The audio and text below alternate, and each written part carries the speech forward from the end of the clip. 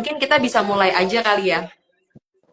Saya mau Ya, menyapa kawan-kawan dulu yang ada di live Instagram. Selamat malam kawan-kawan koreksi.org yang senantiasa menunggu nih diskusi-diskusi chill kita, santai kita setiap hari Minggu jam 7 bersama dengan koreksi.org. Koreksi.org memang ini ya media yang baru mungkin, tapi juga kita tetap apa ya mau menyuarakan aspirasi kawan-kawan juga, dan juga sebenarnya juga bisa menjembatani nih kawan-kawan tentang isu-isu terkini gitu. Dan juga koreksi.org sebagai media jurnalisme advokasi solusi gitu ya. Semoga bisa memberikan isu-isu segar juga bagi masyarakat dan bagi publik juga. Nah, pada malam hari ini saya mau ngucapin selamat malam buat Ibu Hetifah Syafiudian. Syaifudian. Susah ya, Syafiudian. Syaifudian. Syafiudian. Ya. Nah, selaku Ketua Komisi 10 DPR RI.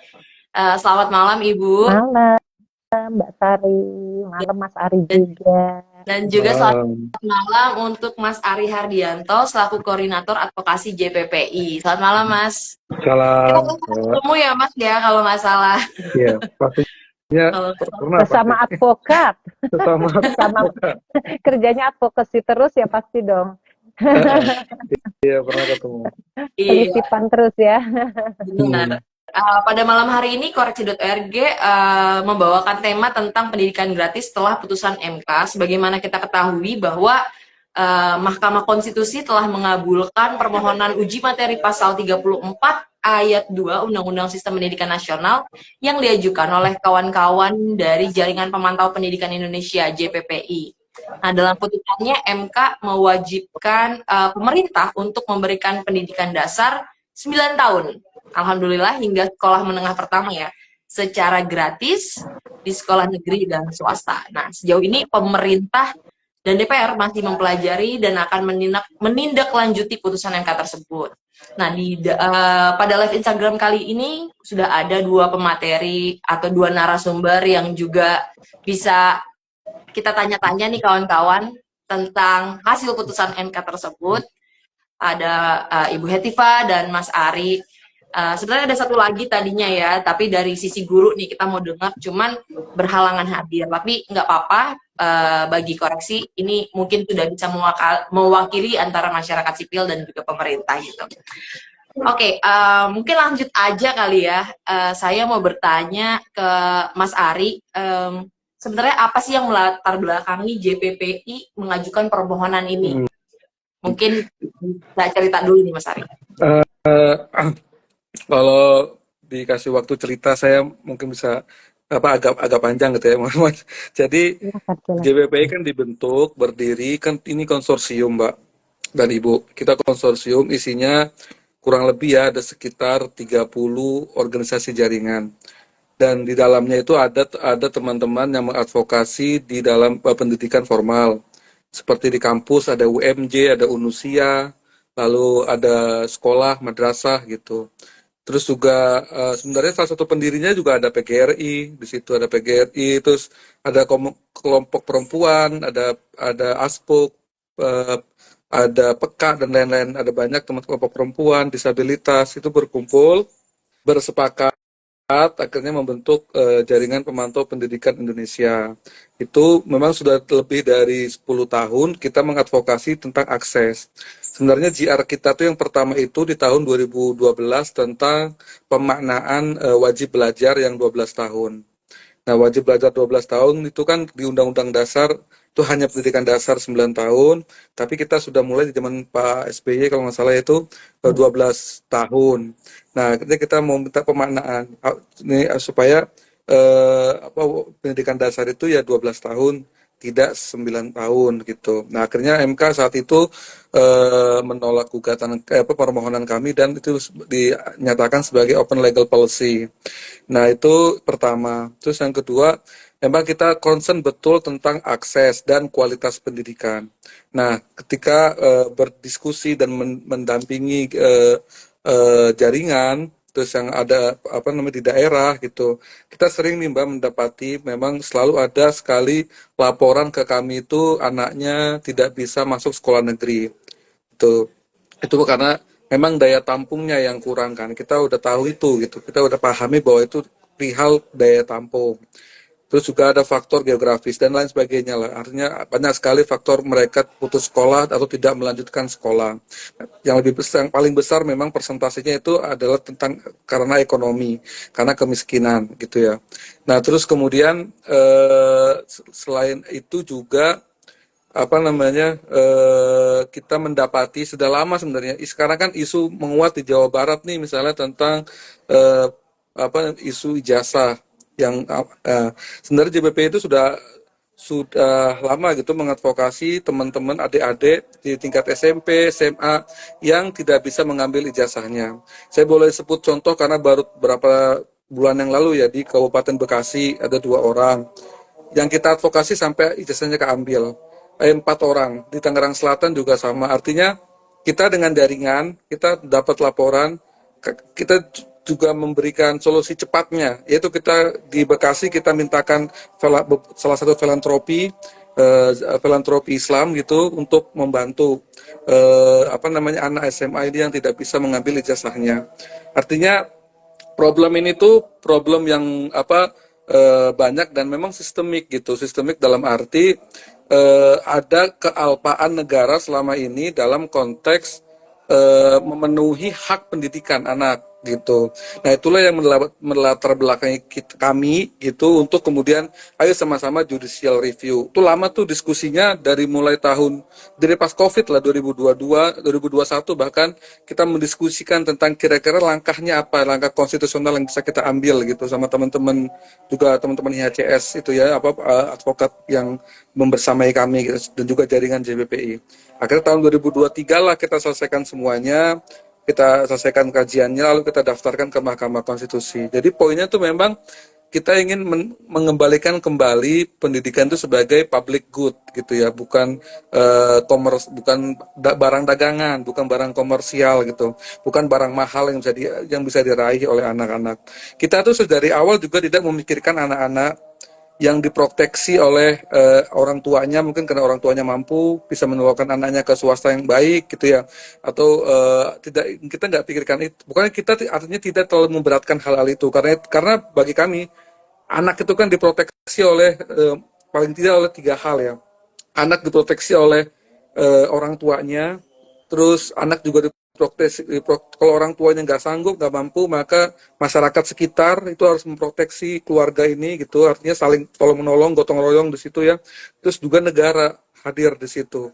Nah itu kita lebih mengutamakan mereka yang termarginalkan, kelompok miskin, perempuan, disabilitas, itulah yang kita utamakan. Selain memang value-nya JBPI yang tadi saya sampaikan di awal, hadir sebagai apa istilahnya ya, alatnya teman-teman jaringan tadi, organisasi-organisasi tadi untuk menggolskan pendidikan yang adil dan berkualitas, termasuk pendidikan yang apa namanya di kayak pendidikan vokasi seperti yang dilakukan oleh PK, bikin sekolah paralegal untuk kaum perempuan. Itu kita advokasi supaya itu juga di recognize oleh negara agar kemudian itu menjadi bagian juga dari adult learning education gitu. Nah, itu salah satunya Bu Hetifah, kita juga ingin Iya. bisa yang namanya adult learning education, Betul. mereka-mereka yang sudah muda, udah tidak mampu mengakses pendidikan, tapi ada forum-forum pelatihan yang dilakukan oleh masyarakat sipil atau oleh negara juga itu bisa di-recognize bagian dari pemenuhan pendidikan mereka gitu loh. Nah itulah artinya itu trigger yang mendorong kami Mbak gitu.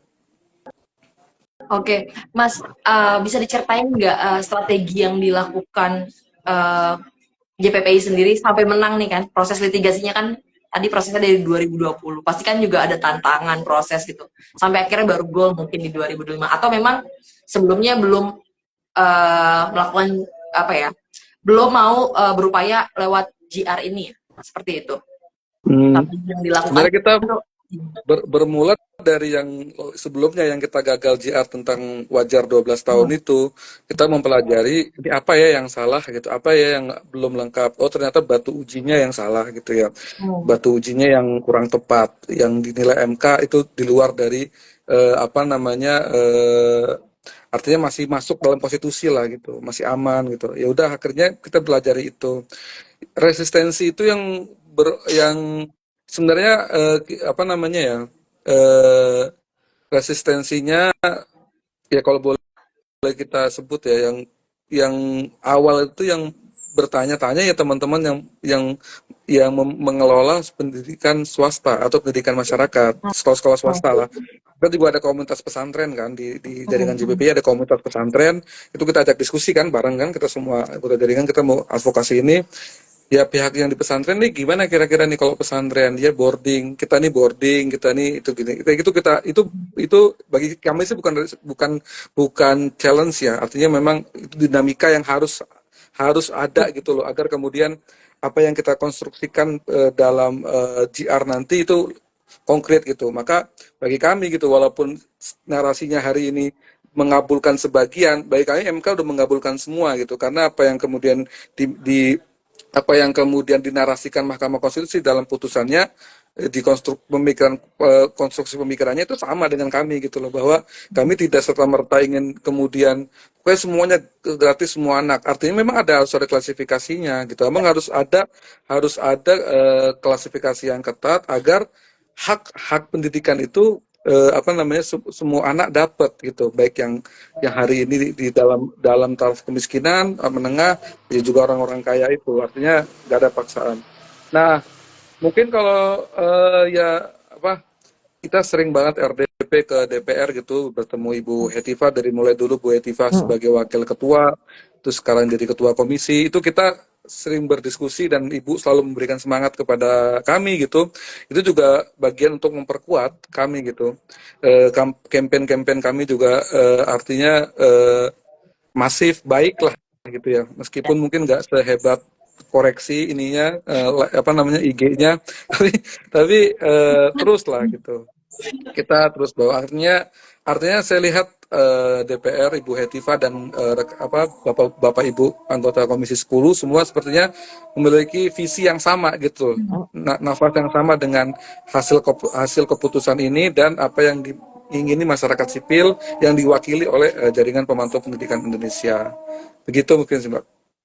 Oh, berarti kan ada proses yang bagaimana mungkin teman-teman JPBI dan jaringan-jaringan masyarakat sipil lainnya yang mungkin juga apa ya berupaya gitu ya berkomunikasi, bahkan juga tadi sharing ya dengan apa namanya Bu Hetiva gitu atau mungkin komisi 10 lainnya gitu ya untuk terus berupaya biar sevisi nih satu frekuensi bahwa goalnya adalah mau ngomongin pendidikan kita yang lebih baik dan bisa diakses sama banyak anak-anak di Indonesia gitu ya. Nah itu kan salah satu apa ya advokasi yang mungkin berjalan harus dengan nafas panjang tentunya, sabar juga tentunya, terus kemudian juga butuh strategi juga kan karena tadi ternyata ada batu uji yang belum lengkap, lalu dilengkapi itu kan butuh energi kesabaran, lalu mungkin ada riset dan lain-lain yang dilakukan oleh masyarakat sipil. Tapi artinya ada partisipasi dari masyarakat sipil kan untuk melakukan hal ini. Saya mau balik ke Ibu Hetiva, keranggapan dari Ibu Hetiva atas putusan MK ini yang mungkin ya oke, secara keputusan ya mungkin, tapi tadi ada tantangan ternyata kan, ada tantangan bagaimana mungkin mengimplementasikan ini seperti apa gitu. Di situasi mungkin yang pemangkasan anggaran ada di mana-mana tentunya Bu. Nah, mungkin Bu Hetiva bisa share juga Bu. Silakan Bu. Ya, makasih. Pertama-tama tentunya ingin mengucapkan selamat dan apresiasi untuk teman-teman JPPI diwakili Mas Ari. Mbak Tari mungkin nggak usah heran ya kalau kita tuh udah bestie karena sebenarnya saya tuh jauh lebih lama menjadi aktivis NGO dibanding jadi politisi. Jadi sebenarnya jadi sebenarnya saya bisa merasakan apa yang diperjuangkan oleh teman-teman ini sebenarnya adalah sesuatu yang memang patut ya kita dukung. Dan saya tahu betapa gigih teman-teman JPPI dan ini membutuhkan stamina ya untuk bisa mencapai mungkin beberapa katakanlah small victory gitu ya. Kalau kita misalnya kan pasti masih banyak lagi nih Mas Ari yang mau diperjuangkan gitu. Tapi ini ada satu langkah yang kita patut syukuri dan kami kalau di DPR tentunya merasa sejalan karena kebetulan kami juga sedang melakukan proses revisi Undang-Undang Sisdiknas, di mana pada periode lalu revisi ini sudah terhenti gitu ya, ditolak. Tapi kemudian begitu kami dilantik, kita langsung memasukkan Undang-Undang Sisdiknas ini sebagai salah satu undang-undang di prolegnas. Dan salah satu pengaturan yang kami tentu saja juga akan sangat senang juga nanti melibatkan civil society karena dari mereka lah juga ide bahwa beberapa hal termasuk apa yang kita maksud dengan wajib belajar. Nah sebenarnya kita udah menyepakati gitu ya, kan ini baru proses pengajuan nih Mas Ari, jadi memang belum pembahasan undang-undangnya, tapi karena ini undang-undang inisiatif DPR, maka kami secara internal mulai dengan naskah akademik dan draft RUU. Nah, salah satunya yang ingin kami lakukan perubahan adalah wajib belajar menjadi 13 tahun. Gitu. Jadi 12 tahun seperti yang teman-teman perjuangkan dan plus 1 tahun prasekolah. Gitu ya, wajib belajar PAUD atau TK sebelum sekolah gitu. Nah, tentu saja kita juga perlu berhati-hati nih ya soal PAUD dan TK ini ya, karena kan kita tahu kondisinya baik satprasnya, gurunya, semuanya ya. Setiap keputusan yang akan nanti diambil terkait dengan perubahan legislasi pasti akan mengandung konsekuensi. Nah, jadi saya senang sekali bahwa selama ini tentu saja apa yang dilakukan DPPI dengan GR-nya ini adalah mengingatkan atau mengkoreksi, nah gitu ya, koreksi, mengkoreksi apa yang mungkin selama ini masih belum bisa terlaksana dengan baik, padahal itu cita-cita dari kita ya, kalau namanya konstitusi, kan itu buku panduan sebuah negara, jadi kalau sudah diamanatkan ya harus dijalankan gitu. Kita sudah punya pasal 31 gitu, dan bahkan sekarang kita malah ingin gitu ya meningkatkan lagi pendidikan kita itu ya, kita nggak merasa cukup SMP gitu, sementara lama belajar kita rata-rata juga masih di bawah SMP itu. Nah, jadi harus digenjot lah gitu ya.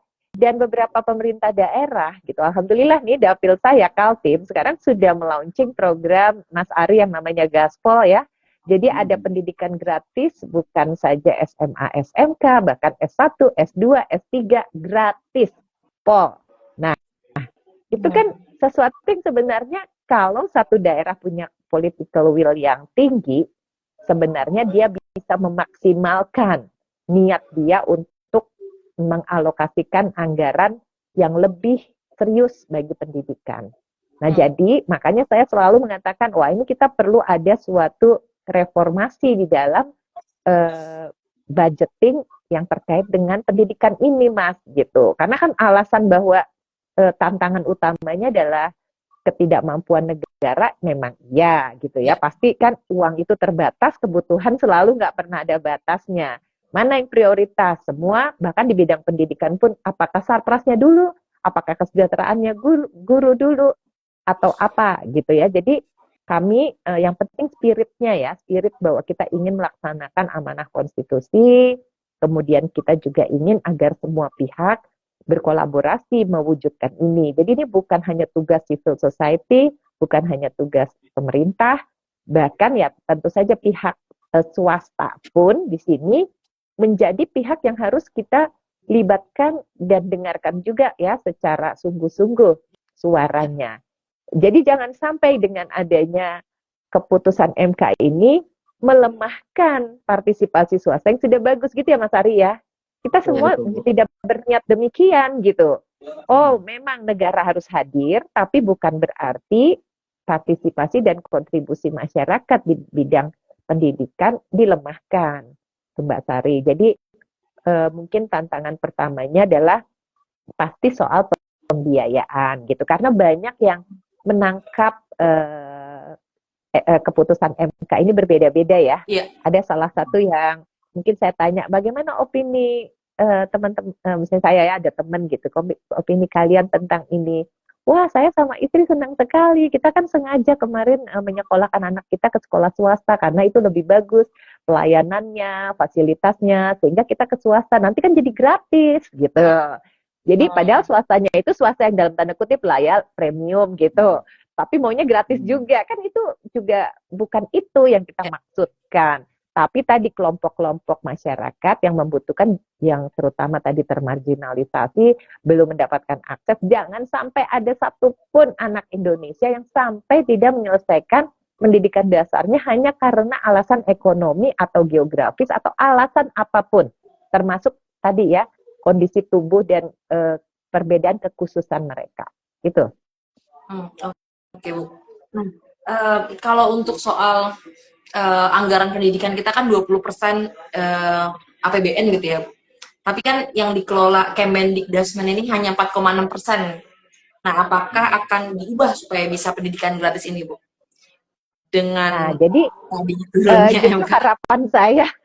harapan saya karena ini kan salah satu hal yang juga menjadi perhatian kami dari periode lalu ya, JPPI, yang juga menjadi salah satu trigger tentang pembiayaan pendidikan yang kita anggap sebenarnya belum sepenuhnya mencerminkan alokasi yang sesuai dengan kebutuhan pendidikan itu. Karena sebetulnya amanat undang-undang itu ya sesuai dengan kebutuhan. Nah, sebetulnya kebutuhan pendidikan itu yang prioritas apa? Dan bisa saja berubah gitu. Kalau sekarang kita pendidikan dasar 9 tahun, untuk ke depan kita kan bersaing dengan mungkin sumber daya manusia dari negara lain, ya pasti udah nggak cukup ya. Perlu minimal tadi 13 tahun. Bahkan kalau perlu tadi kuliah pun gratis, misalnya gitu ya.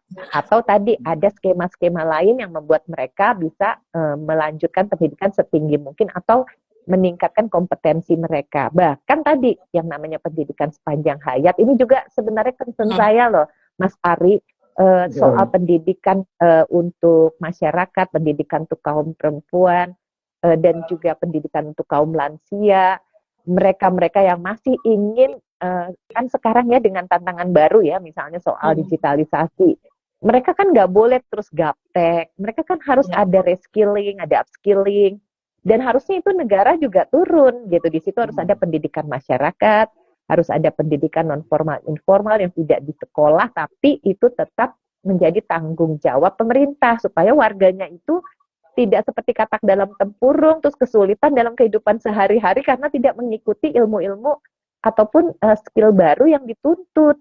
Anak-anak kan, guru juga seperti itu gitu. Jadi saya kira adult learning education itu pentingnya, termasuk parenting. Karena kalau kita tadi mau memberikan 1 tahun prasekolah, terus bagaimana anak umur 0 tahun sampai 4 tahun, 5 tahun? Siapa sih yang mendidiknya gitu? Kalau orang tuanya aja sekarang tuh nggak punya ilmu tentang keorangtuaan, kita kebayangkan anak-anak kita selama 4 tahun itu dididik dengan cara seperti apa? Padahal negara-negara yang the happiest countries in the world atau negara-negara yang maju, justru early childhood learning-nya yang paling diperhatikan oleh negara. Jadi saya setuju sekali gitu. Jangan melihat pendidikan itu hanya pendidikan formal ketika sudah di sekolah, tapi pendidikan sepanjang hayat ya, dari mulai tadi dia bahkan dari mulai di kandungan sampai mereka ke liang lahat, ya harus negara ikut membantu pendidikan bagi seluruh warganya. Nah itu Mbak, jadi kalau dari sisi anggaran 20% itu, kita tuh sudah membentuk panja pembiayaan pendidikan dari periode yang lalu. Gitu. Dan kita tentu saja memahami ya, pasti ini akan sangat sulit karena menyangkut puluhan kementerian lembaga lain. Kita sekarang bikin panja pendidikan tinggi kementerian lembaga PTKL, kita cek gitu ya gimana kondisi mereka. Kita bikin panja pendidikan 3T, kita ingin tahu kondisi mereka seperti apa. Jadi nanti semua hasil rekomendasinya tuh akan juga menjadi sumbangsih yang penting bagi RUU Sisdiknas ini. Jadi saya sih senang gitu ya dengan MK ini kesempatan untuk kita jadi melakukan atau mengangkat isu ini. Syukur-syukur nanti teman-teman kementerian lain seperti Kementerian Keuangan, teman-teman Bappenas, dan tentunya saya sangat yakini ya Bapak Presiden dan tentu saja kementerian terkait seperti Kemendikdasman atau Kemendikbudristek gitu ya, itu juga akan membantu memikirkan bagaimana hasil dari keputusan MK ini berkonsekuensi kepada anggaran. Oke, terima kasih banyak Bu Hetifah. Saya mau balik ke Mas Ari nih tadi dengan apa Bu Hetifah tidak mention bahwa semoga gitu ya, nanti juga mungkin ini sebenarnya Bu Hetifah mau bilang bahwa harus ada awareness gitu ya Bu ya. Awareness mungkin nanti bisa jadi Pak Presiden ataupun dari Kementerian Keuangan akhirnya sudah melihat bahwa ini ada awareness yang sangat dibutuhin sama Indonesia kalau mau menciptakan generasi emas misalnya soal tadi pendidikan gratis gitu. Nah kalau dari teman-teman masyarakat sipil mungkin Mas Ari bisa juga bercerita what's next gitu abis ini karena rasa-rasanya gitu ya dengan keputusan MK ini ya memang ada yang melihat sangat positif bahwa wah alhamdulillah akhirnya sekolah gratis, tapi ada juga sebenarnya yang merasa karena mungkin ini ya beritanya agak simpang siur gitu. Oh nanti bakal swasta digratisin semua gimana, terus uangnya kurang gimana gitu, nanti nggak berjalan nih kegiatan-kegiatan, bahkan sampai ngomongin terus bos hari ini gimana gitu. Nah masyarakat sipil hari ini seperti apa sih kondisinya tadi ya, itu satu, terus mungkin apa yang akan bisa yang masyarakat sipil bisa lakukan lagi setelah ini, karena oke itu turun MK gitu ya keputusan, tapi kayak rasa-rasanya kita juga harus terus mengawal soal implementasi kayaknya sih gitu. Silakan Mas Ari. Oke, kedengeran ya Pak? Kedengeran ya? Kedengeran Mas, amin, aman. Oke, siap. Jadi yang pertama, jadi benar Bu Hetifah ya, pendidikan sepanjang hayat saya setuju banget, itu harus benar-benar tercermin di dalam RUU Sisdiknas kita, bahwa pendidikan itu tidak hanya tentang persekolahan, itu pendidikan itu sepanjang hayat. Makanya 20% ya harusnya dikelola benar-benar untuk pendidikan gitu loh. Jangan dikirim kemana-kemana gitu maksudnya. Itu satu poin.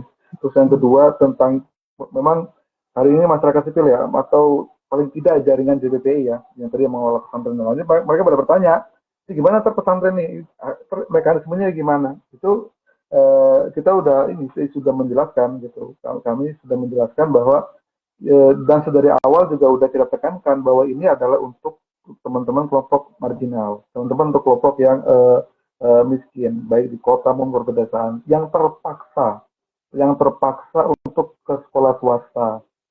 Tentu sekolah swasta yang mereka masukin itu SPP-nya ya gede loh Mbak, kecil. Beberapa yang saya ceritakan tadi di Tangsel apa di mana, itu SPP-nya hanya cuma 600, 800 gitu. Tapi memang dia nggak bisa bayar, nggak mampu bayar gitu loh. Maka artinya maksudnya bisa dipahami ya, berarti bukan sekolah yang besar yang memang punya selling value dan orang tuanya juga sadar mampu untuk menyekolahkan anaknya ke situ gitu. Artinya itu yang pertama. Jadi perlu, makanya kan kita udah punya sistem penerimaan murid baru, maka SPMB ini diikutsertakan sekolah-sekolah swasta itu yang menjadi bagian program wajib belajar. Jadi wajib belajar itu adalah program amanah undang-undang pendidikan dasar 9 tahun, maka sistem penerimaan murid baru ya ketika sudah dihitung jumlah anaknya dan kebutuhan sekolahnya, ternyata negerinya kurang, misalnya konteksnya SD-nya kurang misalnya, itu ditambah dengan swasta. Nah swasta itu ya di-grade seperti yang dilakukan di DKI Jakarta lah, yang kebetulan kami juga ikut kan ininya, bagaimana kemudian itu di-grade atau tadi istilahnya ada yang premium, ada yang apa gitu, atau yang ABC misalnya. Nah dan dibuat pemerintah nih dirumuskan standar pembiayaan minimumnya, SPM-nya yang mampu untuk dibiayai negara itu per tahun satu anak tuh berapa, misalnya SMP sekian, SD sekian.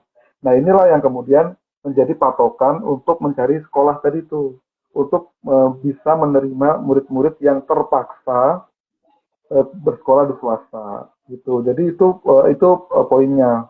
Terus kalau misalnya anaknya nggak mau atau nggak mau nih, misalnya dia mau sekolah yang punya selling value yang beda itu terus berbayar, ya silahkan gitu. Pertama SPMB itu masukkan ke situ, terus refocusing. Bener Bu, anggaran pendidikan itu penting banget, harus benar-benar dikelola untuk urusan pendidikan. Itu buat untuk urusan pendidikan agar fokusnya untuk pertama untuk akses bagi murid dan kesejahteraan guru karena Mahkamah Konstitusi telah juga memutuskan bahwa 20% itu bagian dari gaji guru dan gaji guru gitu ya. Nah ini perlu refocusing, artinya benar political will dibutuhkan. Dan yang ketiga itu pemerintah daerah, betul banget, pemerintah daerah dan private sektor. Pemerintah daerah kenapa? Karena amanah undang-undang mengamanahkan juga pemerintah daerah. Dan kami pernah melakukan kajian men-tracking budget anggaran pendidikan di beberapa provinsi. Ternyata tidak mungkin hanya 7 atau 8 provinsi yang sudah sampai 20%. Sisanya belum sampai 20%. Nah, ini perlu juga ditekankan oleh Kementerian Dalam Negeri agar kemudian ini mereka benar-benar komitmen bisa 20% dan itu untuk akses pendidikan, akses dan kualitas pendidikan. Udah banyak dari Kalimantan, ya kami tahu bagus banget. Terus Papua, di daerah Papua juga ada, di Bali juga pernah ada, gitu. Sekarang di Jakarta yang masih ada juga, artinya udah ada nih best practice-nya pemerintah daerah yang memiliki political will untuk berupaya menggratiskan pendidikan sebagai amanah undang-undang. Yang kedua betul private sector, lembaga-lembaga pembiayaan, perbankan kah misalnya atau filantropi Islam, kalau konteksnya itu adalah saya pernah mengkaji tentang inovasi pembiayaan pendidikan Islam, itu saya mencoba untuk create bagaimana kemudian Basnas apa sih pengaruhnya kalau Basnas sampai duafa dan sebagainya itu punya program bersama untuk peningkatan akses pendidikan untuk kelompok rentan yang muslim gitu. Nah itu ternyata bagus gitu, bisa dilakukan hal itu. Artinya private sector juga harus tetap dilibatkan gitu. Jadi 3 hal itulah mungkin yang kita akan kawal. SPMB itu mekanismenya biar masuk gitu. Terus penganggaran difocusing, ada benar-benar fokus untuk urusan pendidikan gitu. Tidak lagi terpecah ke 28 kalau nggak salah 24 kementerian lembaga gitu. Jadi fokus aja ke kementerian yang mengurusi pendidikan, yaitu Kementerian Pendidikan dan Kementerian Agama. Nah itu terus juga benar-benar diselektif gitu, bahwa gimana profil lembaga pendidikannya, terus standar pembayaran minimumnya berapa. Nah itu sebenarnya Bu, Mbak, itu di mahkamah kenapa kita setahun sidang itu benar-benar kayak kita short course tentang pembiayaan pendidikan. Karena di situ pematerinya ada Kemendikbud, ada Bappenas, ada Prof. Jalal waktu itu juga hadir, terus beberapa ahli yang dihadirkan juga sama MK, itu kita semua datang benar-benar kayak kuliah gitu pembiayaan pendidikan, dan itu ternyata bisa. Bappenas menghitung ini bisa gratis dengan nambah sekian dari APBN. Kemendikbud dulu juga Bu Tisi kalau nggak salah yang datang juga bilang ya harus nambah sekian. Dari JPP juga, terus dari Pak Pasir Jalal juga bilang bisa pendidikan dasar dengan skema seperti ini. Artinya nanti kalau diskusi di Mahkamah Konstitusi mungkin kalau bisa kita bukukan, kita bikinin buku itu mungkin bisa jadi kayak guidance juga gitu. Mungkin ya untuk pemerintah, DPR gitu, untuk alurnya gimana sih biar lebih komplit ya. Alur berpikirnya gimana supaya nggak ini. Nah, mungkin itu Mbak sharingnya, dan semoga sih ini apinya nggak padam ya Bu Etiva ya. Terus sampai benar-benar pemerintah daerah punya komitmen yang sama semua gitu, baik provinsi, kabupaten, kota gitu, gotong royong benar-benar untuk pendidikan dan akses pendidikan dan konkret gitu. Terakhir saya pengen bilang gini sih, saya tuh punya ya bayangan atau angan-angan gini. Aku pengen kita tuh selalu dipaksa untuk nyoblos kan ke KPU, kita dikasih surat, disosialisasikan, dikasih tahu TPS-nya mana, jam berapa kamu harus datang, sampai jam berapa ditunggu. Itu benar-benar inilah. Aku berharap tuh pendidikan juga begitu. Jadi anak ketika dari PAUD memasuk SD, dia udah tahu SD mana yang harus dimasukin, dan itu ada jaminan negara sebagai amanah konstitusi untuk menggratiskan biayanya. Jadi dia udah tahu tuh. Jadi kalau bahasa orang Jawa nggak was-was gitu. Saya bisa sekolah apa enggak gitu loh, anak saya bisa ngelanjutin apa enggak gitu. Jadi berharap itu kayak di pemilu aja gitu. Mau ya ke SMA juga demikian, dari SD ini kamu rumahnya dekat dari sini, domisili sini dekat sini, SMP ada SMP ini, ada SMP ini yang bisa kamu masukin gitu. Itu enak banget. Dulu Pak Harto tuh pernah loh diungkapkan dalam persidangan tuh, saya juga ini ya jujur baru tahu itu Pak Harto pernah juga ini dulu ada istilahnya sekolah kerjasama, sekolah swasta yang bekerja sama dengan pemerintah. Nah, sekolah itu dibiayai oleh negara. Itu zaman Pak Harto tuh bagus tuh. Sebenarnya bisa juga tuh dijadikan inspirasi gitu.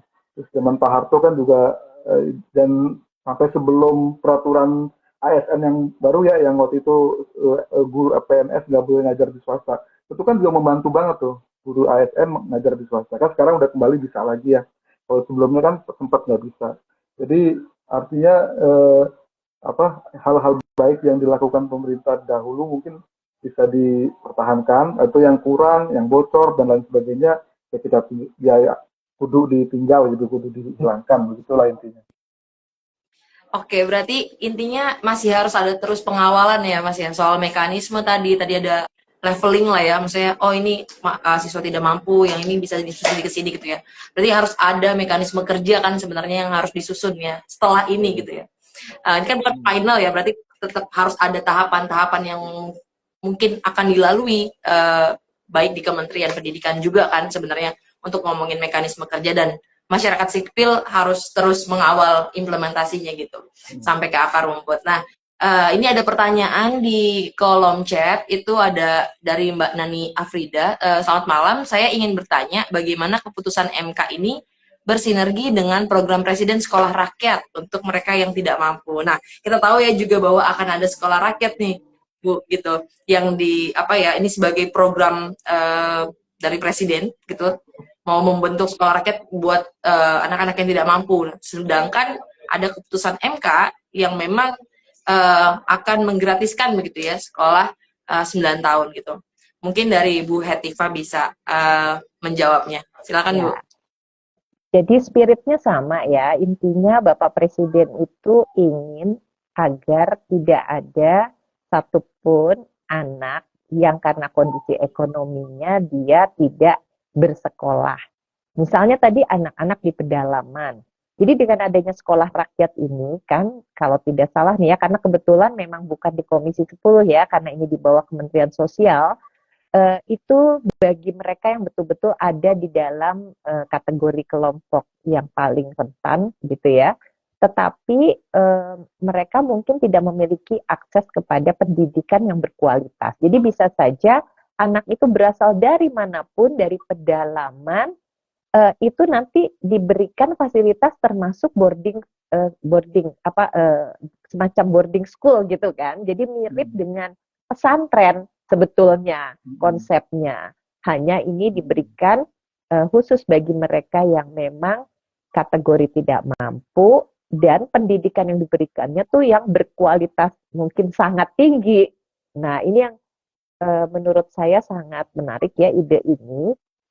Namun tentu saja kita juga ingin, kan ini sekolah rakyat levelnya apa gitu ya, karena sebetulnya sekarang pun sudah ada bahkan S1 juga, misalnya sekolah unggulan Garuda ya, yang nanti dari SMA SMK dipastikan nanti mereka juga bisa lanjut ke perguruan tinggi gitu. Jadi sebenarnya idenya itu sudah ya, saya kira political will untuk memastikan bahwa siapapun gitu ya, termasuk mereka yang kategori tidak mampu itu harus diberi kesempatan mengakses pendidikan sampai setinggi mungkin. Nah, dulu memang pernah betul nih Pak Ari ada SD Impres ya, zaman Orde Baru itu kan, dan itu sampai ke pelosok-pelosok. Nah, selain itu tapi banyak juga sekolah-sekolah di mana negara tidak mampu menjangkau justru dibangun oleh pihak yayasan-yayasan berbasis keagamaan gitu ya, baik itu Islam maupun Kristen atau agama lainnya. Mereka secara sosial, seperti kemarin ketika kami mengundang teman-teman dari Papua, mereka menceritakan justru yayasan-yayasan pendidikan Kristen ini muncul di mana di sana tidak ada gitu ya, kesempatan pendidikan dari negara, tapi swastalah yang memberikan itu. Bayangkan kalau tidak ada swasta. Nah, tapi anak-anak kita itu ada yang kemudian putus sekolah, juga sebenarnya menarik kalau alasannya didalami. Jadi kita juga harus serius ya melihat di suatu wilayah situasi seperti apa. Misalnya kemarin waktu saya di Kalimantan Timur ya, ada suatu daerah nelayan gitu di mana anak-anak itu enggan ya melanjutkan sekolah ke SMP. Karena kalau mereka sudah bisa baca tulis, sudah cukup sampai di lulus SD, mereka kan sudah bisa membantu orang tuanya bekerja ke laut ya. Nah, kalau mereka menambah lagi 3 tahun dari lulus SD itu sekolah lagi 3 tahun, itu tidak menjamin bahwa mereka tuh bisa meningkat kesejahteraan ataupun mendapatkan jenis pekerjaan lain ya.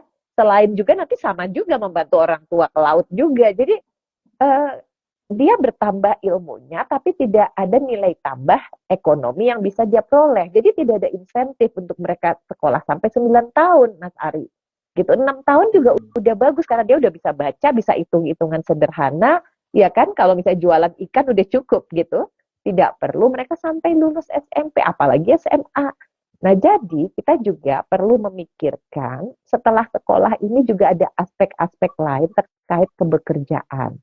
Terkait dengan bagaimana tadi, makanya sekolah itu bukan hanya soal kuantitas daya dukung, tapi juga kualitasnya, supaya kita bisa menjamin kalau mereka sekolah lebih tinggi, itu pasti ada konsekuensi ke kesejahteraan keluarga mereka. Nah, jadi berarti memang bukan hanya Kementerian Dasmen saja, gitu, Kementerian Tenaga Kerja, kementerian lain ya. Jadi ketika kita misalnya membuka jurusan atau memberikan suatu mata pelajaran, itu kira-kira yang akan ada manfaatnya bagi kehidupan sehari-hari. Nah, kita seringkali kan gitu ya, literasi, baik numerasi atau apa yang diberikan itu kadang tidak langsung ada kaitannya dengan hal-hal yang bisa dia manfaatkan untuk kehidupannya. Nah, ini yang saya kira nanti sama ya kalau untuk sekolah rakyat, saya tadi jawabannya tentu saja Mbak ya, kita harus ini memang bukan hanya sinergi ya, tapi memang ini juga salah satu bentuk dari implementasi untuk meningkatkan akses atau kesetaraan tadi. Tapi bukan hanya itu skemanya, gitu ya, karena kan tidak semua nanti bisa ditampung di sekolah rakyat juga. Berarti kunci pertama tuh memang soal daya dukung. Jangan sampai lulusan SD itu jumlahnya dengan lulusan yang bisa ditampung di SMP itu jomplang gitu. Nah, oleh sebab itu, beberapa daerah seperti di Balikpapan sudah menyertakan sekolah-sekolah swasta di dalam program SPMB mereka, gitu. Jadi, sekolah swasta yang ikut itu waktu penerimaan mahasiswa baru, siapapun siswa baru yang tidak lolos di negeri, dia dijamin kalaupun dia di swasta, dia tetap mendapatkan pelayanan yang tidak kalah dengan di negeri, dan itu dibiayai oleh pemerintah kotanya. Nah, ini kota kabupaten masalahnya gitu ya, tidak semua kemampuan fiskalnya mungkin sama dengan kota Balikpapan.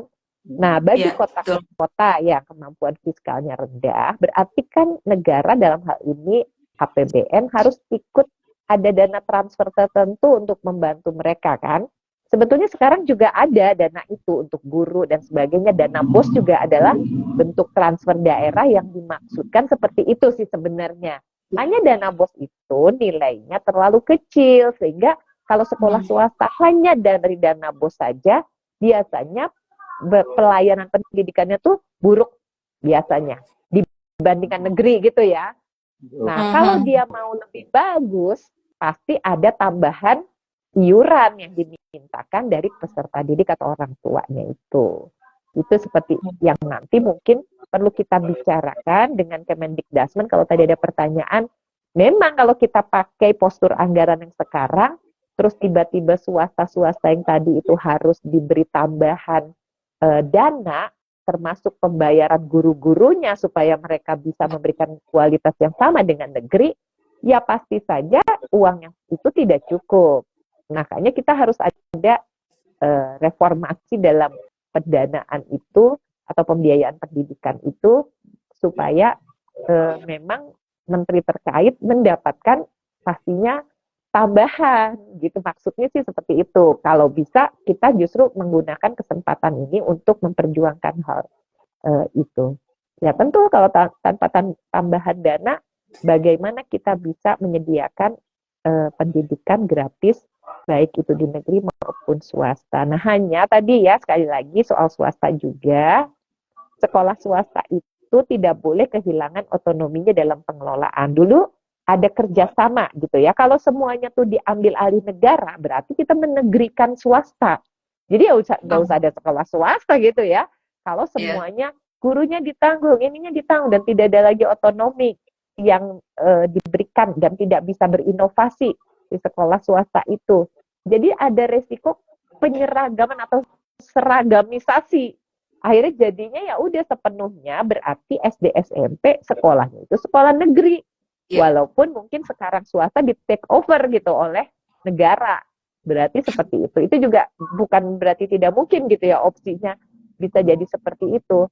Tapi inilah yang menjadi bahan diskusi atau kajian dari teman-teman Kemendikbudristek juga. Maksudnya opsi-opsi itu karena kita juga tidak ingin melemahkan partisipasi swasta ke depan. Berarti akan ada obrolan atau komunikasi lagi ya Bu di Kementerian Pendidikan dan Sebagainya. Mereka juga sekarang saya yakin tidak libur. Ini sekarang mereka juga semua sudah melakukan kajian-kajian dan kami pun juga demikian ya, walaupun saat ini sedang masa reses, tetapi kita semua tentunya justru berkesempatan untuk bertemu dengan konstituen di daerah dan mendapatkan masukan-masukan, pemikiran untuk nanti setelah masuk masa sidang kita langsung raker dengan menteri terkait.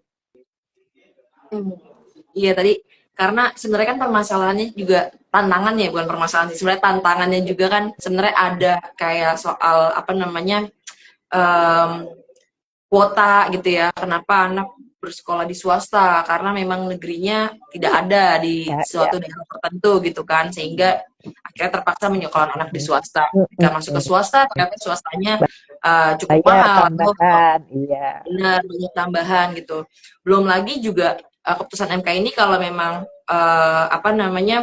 bisa jadi karena kan pro kontra nih Bu di sekolah-sekolah yang swasta yang mungkin dibilang sekolah bagus banget enggak gitu, tapi ya buruk banget juga enggak, maksudnya miskin banget juga enggak misalnya kayak gitu ya. Merasa bahwa nanti gimana nih kalau diharuskan untuk gratis misalnya kayak gitu. Sedangkan misalnya kita butuh ngegaji gurunya misalnya tadi, atau mungkin kegiatan-kegiatan sekolah jadi tidak berjalan gitu.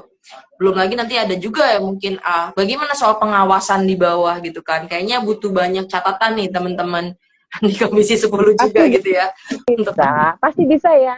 Yang penting kalau misalnya tadi political will-nya sudah terbentuk, kemudian tadi anggaran bisa teralokasi, soal mekanisme itu kan bisa kita bahas dengan berbagai stakeholder terkait. Kita memberi makan bergizi gratis saja bisa, masa sekolah gratis tidak bisa? Iya kan? Betul.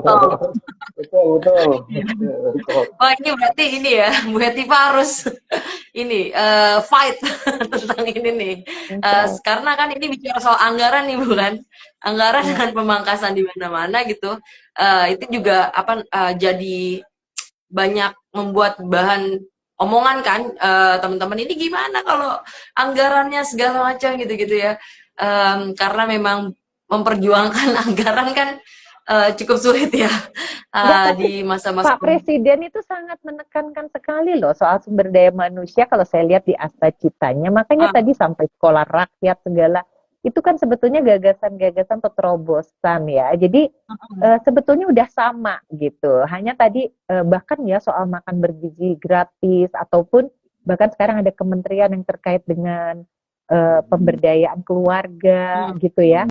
Berarti sebenarnya pemikiran-pemikiran kita tadi itu sebenarnya sudah diterapkan gitu ya, tapi mungkin karena ini transisi ya, jadi kita harus nanti gimana supaya channel kita tuh sama gitu loh semuanya, karena ini jadi lintas kementerian nih, bukan 1-2 kementerian saja gitu. Nah ini di dalam implementasinya bahkan nanti di dalam undang-undang Sisdiknas itu harus bisa sesuai juga dengan soal misalnya peraturan menteri terkait dana BOS atau mulai dulu dari situ gitu ya, atau bagaimana nanti ada tahap-tahapannya deh kalau menurut saya. Tahap jangka pendek mungkin gimana dulu menerapkan putusan MK ini, nanti untuk jangka menengah dan jangka panjangnya seperti apa gitu. Jadi ada tentu saja dengan keputusan ini pasti kita harus perhitungkan segala sesuatunya, bukan cuma semata-mata anggaran kok. Kalau soal anggaran itu dibilang nggak ada, ya uang tuh ya ada gitu, tapi memang dipakai untuk apa sekarang gitu. Jadi Benar, untuk menutupi kebutuhan ini agar tepat sasaran ya kita harus memastikan bahwa ini prioritas. Jadi bisa misalnya dana bosnya ditambah dulu secara lebih signifikan, terus kemana dulu, terus APBD yang kurang ini nanti kita punya kategori-kategori daerah gitu kan, Kemendagri harus ikut. Jadi bukan hanya Kemendikdasmen ini sebetulnya. Tadi ada pertanyaan kan, anggaran Kemendikdasmen sekian. Loh karena SD SMP itu tanggung jawabnya dari pemerintah kabupaten dan kota. Bukan tanggung jawab Kemendikdasmen sebenarnya. Jadi berarti nanti semua pihak ya harus memikirkan hal ini, implementasi. Benar. Karena kan juga harus ada support dana dari pemerintah daerah juga kan. Iya, yang APBD-nya dia hitung 20% juga. Saya cek kemarin, memperhitungkan nggak dari transfer daerah dari pusatnya. Rata-rata 20% dia hitung lagi. Jadi transfer dari pusat dia hitung juga di dalam 20% APBD-nya. Jadi berarti terus udah gitu hanya ke dinas pendidikan nggak juga. Kemana-mana juga anggarannya. Disebut dana fungsi pendidikan. Yang 20% tadi itu bukan hanya APBN yang perlu dipersoalkan atau dicek kembali, tapi juga APBD. Termasuk mungkin selama ini mungkin misalnya kayak kota-kota besar kayak Jakarta lah ya. Udah kayaknya disupportnya juga udah gak harus terlalu banyak gitu ya, karena kan kayak rasa-rasanya gitu kan semuanya tuh fasilitas mungkin sudah lebih mudah gitu ya daripada yang teman-teman di daerah, mungkin bisa digeser ke sana gitu ya. Nah ini kan kita berarti lagi ngomongin prioritas ya Bu ya soal pendidikan gitu. Rasa-rasanya tadi Ibu Hetiva mau mention bahwa ini bukan tugas Kemendikdasmen aja nih, tapi juga Kementerian Keuangan. Kalau kita mau ngomongin soal generasi, kalau kita mau ngomongin sumber daya, benar bahwa semuanya harus diajak ngobrol nih. Saya titipkan berarti kepada Bu Hetiva untuk mengajak ngobrol. Kita semua ya. Kita lanjut nanti ya. Nah, dan tentunya juga harus ada support juga dari teman-teman masyarakat sipil ya soal pengawalan, karena ada beberapa banyak catatan juga kawan-kawan masyarakat sipil lainnya tadi soal gimana honorarium guru misalnya gitu ya, honor guru yang mungkin harus seperti apa, seperti itu, akses, belum lagi kualitas dan lain-lain gitu. Bangunan mungkin ya, banyak sekolah juga yang mungkin infrastrukturnya harus diperbaiki dulu gitu. Nah banyak hal sebenarnya masalah pendidikan yang memang tersebar di Indonesia dan masih jadi catatan. Nah saya pikir diskusi kali ini jadi menarik dan mungkin akan berlanjut di diskusi-diskusi selanjutnya. Lanjut ya. Iya. Betul gitu. Jadi saya juga tunggu undangannya teman-teman JPPI juga untuk ngobrolin hal ini. Mungkin kita bisa kolaborasi juga ya sama teman-teman media alternatif yang lainnya, karena rasa-rasanya ya kalau menciptakan generasi harus bermula dari pendidikan itu sendiri kan gitu. Itu bagaimana kita punya prioritas untuk ngomongin soal pendidikan. Nah, udah nggak ada lagi pertanyaan di kolom komentar. Ini banyak yang titip salam juga hadir, Surabaya, Papua juga hadir. Terima kasih kawan-kawan. Terima kasih semuanya. Terima kasih Papua. Terima kasih ya teman-teman. Jangan lupa follow Instagram kita berdua. Mas Ari dan saya. Dan silakan nanti. Terima kasih juga untuk Ibu Hetiva dan Mas Ari yang sudah mau menyempatkan waktunya di sela-sela weekend gitu, malam hari kan gitu ya, untuk bisa sharing terkait pendidikan gitu, yang juga mungkin teman-teman koreksi aware juga terhadap isu tentang pendidikan itu. Nah, dan kawan-kawan yang sudah ada di live Instagram, terima kasih juga untuk selalu setia nonton koreksi.org. Mungkin ini sudah 1 jam, Ibu, karena live Instagram itu hanya 1 jam waktu ya. sudah mau sudah 1 jam. Enggak kan kita masih bisa terus ya komunikasi DM aja kalau ada hal-hal yang ingin dikemukakan atau ditanyakan, dan JPPI siap-siap ya diundang RDPU sama DPR. Baik, terima kasih banyak Bu Hetiva, Mas Ari dari kawan-kawan JPPI. Terima kasih koreksi. Terima kasih. Terima kasih banyak. Nah, kawan-kawan, saya izin. Salam buat teman-teman ya, Mas. Mbak Ya, juga. Mbak juga. Koreksi. Banyak. Aku izin live sebentar ya, kawan-kawan. Terima kasih banyak Bu Hetiva, kawan-kawan. Ari, nanti kita bertemu di ruang-ruang konsolidasi. Oke, aku izin live.